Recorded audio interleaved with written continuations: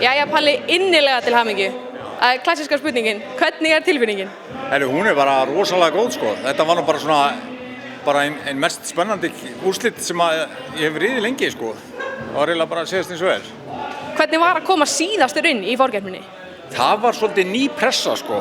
Það getur verið mjög pirrandi að fara að snemma og þú eru að bíða, sjá hvort að maður hangi inni og allt þetta sko, en þetta samt setti mann í svolítið gír að vera síðastur, að maður bara yrði sko, gera sitt.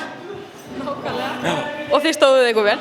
Þetta gekk bara upp, já, algjörlega.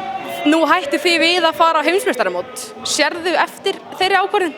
Nei, það koma fleiri heimsmeistaramót sko, og við erum bara enn að vaxa sko.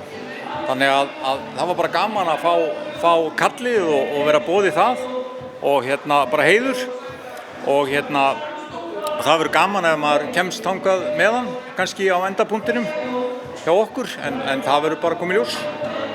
En svona að úrslitunum sjálfum, geturðu lýst svona hvernig var tilfinningin í öllum þremur greinum?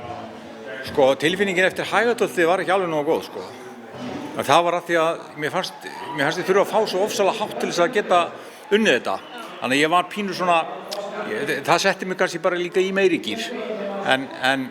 En þetta voru bara svo mikið góðir hestar þarna og margir, en ég sá náttúrulega engan. Ég var náttúrulega mjög fókuseraður sko. Alveg, já.